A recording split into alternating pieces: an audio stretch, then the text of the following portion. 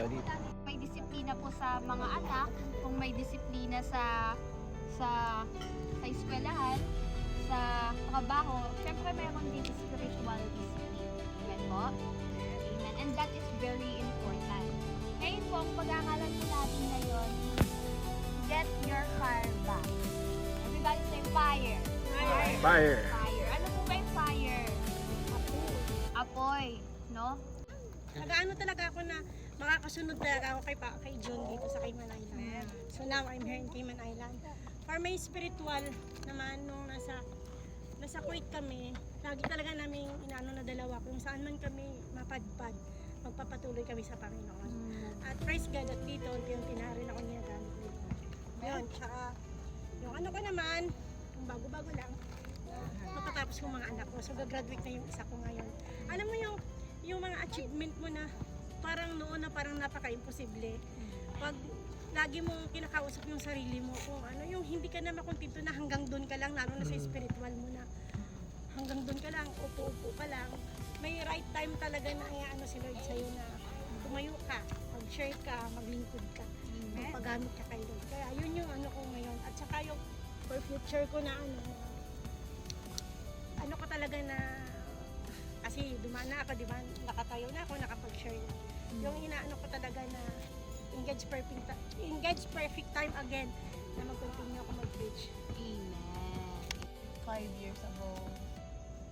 5 years ago, ako yung taong nangangarap mag-abroad. Kasi parang pagka-graduate ko, parang kasi sa Pinas, maayos yung trabaho ko.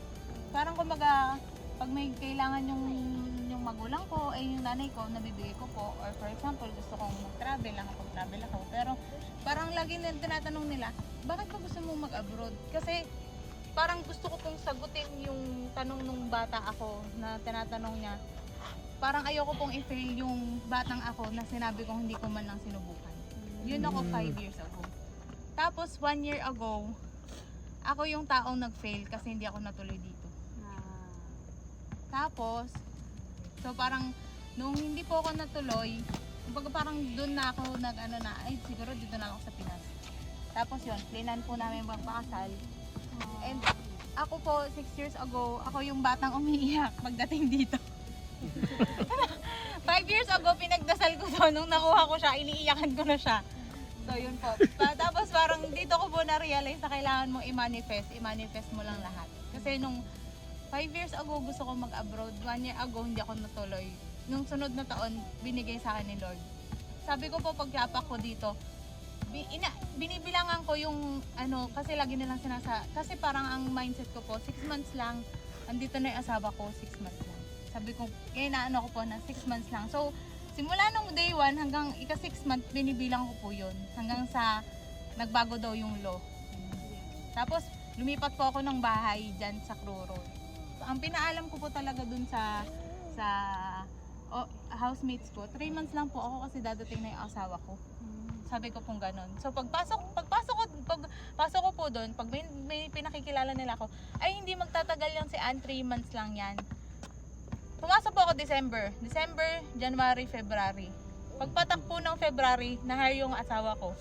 Sa ika-3rd month ko, aalis na po ako ng bahay ng So parang ang ko po, parang anong tawag dito? Kung inilalapit mo kay God yung lahat ng plano mo, plano niya yun. Nawala na yung kaya. Hindi na ako ganun makapagmahal sa pamilya ko.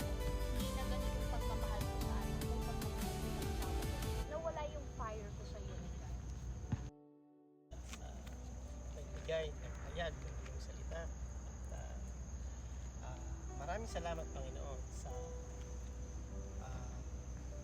yung salitang God na ibinahagi sa